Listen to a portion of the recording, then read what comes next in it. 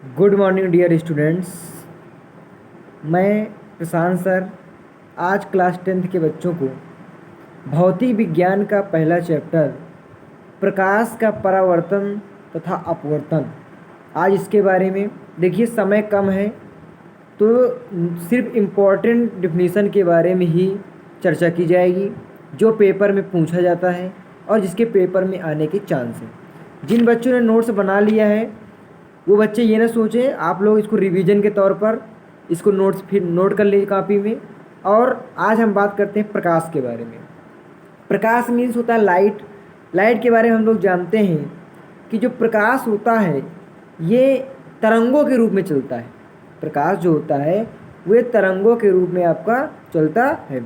साधारण प्रकाश सीधी रेखा में भी चलता है। चमकदार तलों पर प्रकाश का परावर्तन मतलब क्या होता है? रिफ्लेक्शन। परावर्तन मीन्स क्या होता है? रिफ्लेक्शन। जब हम प्रकाश को किसी चिकने तल पर, जैसे टार्च है आपकी, आप टार्च को किसी कांच में अगर आप मारते हैं तो रिफ्लेक्ट होकर हमारी आँखों पे लगती है, तो जो वहाँ का प्रकाश वापस होकर जो हमारी आँखों पर वापस होती है उसी को हम बोलते हैं रिफ्लेक्शन। ये तो हमारी सामान्य जानकारी थी प्रकाश के। अब हम बात करते हैं प्रकाश पेपर में पूछा क्या जाता है। पूछा जाता है आपके प्रकाश के अपवर्तन के नियम बताइए। प्रकाश के अपवर्तन और प्रकाश के परावर्तन, इनके नियम पूछे जाते हैं। तो आज हम पहले बात करेंगे प्रकाश के परावर्तन के नियम। प्रकाश के परावर्तन के दो नियम हैं। पहला नियम, आपतित किरण, परावर्तित किरण तथा अभिलंब तीनों एक ही बिंदु पर उपस्थित होते हैं। मतलब पहला नियम क्या है? आपतित किरण तथा परावर्तित किरण तथा अभिलंब तीनों एक ही तल पर उपस्थित होते हैं। दूसरा क्या होता है? दूसरा नियम होता है आपका आपतन कोण। आपतन कोण को हम साइन आई से लिखते हैं।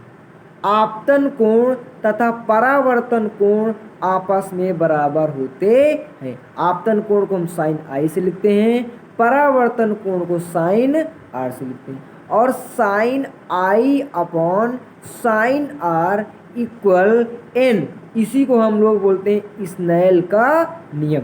इसी को हम लोग स्नेल का नियम बनते हैं। मतलब आपतन कोण और परावर्तन कोण के अनुपात को ही हम लोग क्या बोलते हैं? स्नेल का नियम। ये आपके परावर्तन के नियम होते हैं। दूसरी बात हम बात करते हैं, इसी में परिभाषा बहुत पूछी जाती है कि वक्रता त्रिज्या और फोकस दूरी में क्या संबंध होता है। वक्रता त्रिज्या और फोकस दूरी में संबंध। देखिए, वक्रता त्रिज्या को कैपिटल आर से लिखते हैं, वक्रता त्रिज्या को कैपिटल आर से लिखते हैं और फोकस दूरी को स्मॉल एफ से लिखते हैं। तो फार्मूला होता है एफ बराबर आर बटे 2। एफ बराबर आर बटे 2, अर्थात हम कह सकते हैं किसी दर्पण की फोकस दूरी वक्रता त्रिज्या के आधी होती है। मतलब पेपर में कई बार विकल्पी क्वेश्चन में पूछा गया कि फोकस दूरी और वक्रता त्रिज्या के बीच संबंध बताने वाले फार्मूला बताइए। तो फार्मूला होता है एफ बराबर आर बटे 2। फोकस दूरी को स्मॉल एफ से और वक्रता त्रिज्या को कैपिटल आर से लिखते हैं। तो आप बताइए, जब एफ बराबर आर बटे 2 होता है तो आर बराबर क्या हो जाएगा? 2f।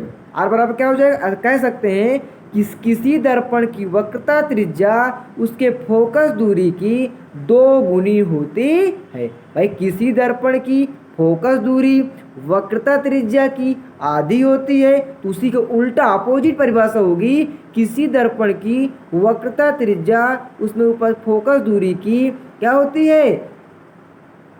दुगनी होती है। ये आज हमने 2 रूल बताए। एक प्रकाश के परावर्तन नियम। परावर्तन के 2 नियम होते हैं, कौन कौन से? पहला नियम, आपतित किरण, परावर्तित किरण तथा अभिलंब तीनों एक ही बिंदु पर होते हैं। दूसरा, आपतन कोण तथा परावर्तन कोण आपस में बराबर होते हैं। और आपतन कोण और परावर्तन कोण के अनुपात को ही स्नेल का नियम कहते हैं। आपतन कोण को साइन आई से लिखते हैं, परावर्तन कोण को साइन आर से लिखते हैं। ये आपके आज 3 डिफिनीशन के बारे में, पहला स्नेल का नियम, वक्रता, त्रिज्या और फोकस दूरी में संबंध, और प्रकाश के परावर्तन के नियम, इन तीनों परिभाषाओं के बारे में चर्चा किया। और तीनों ही इस चैप्टर के पेपर में दृष्टि में इंपॉर्टेंट है, इन्हीं से आपके पेपर में बनता है। बस, धन्यवाद।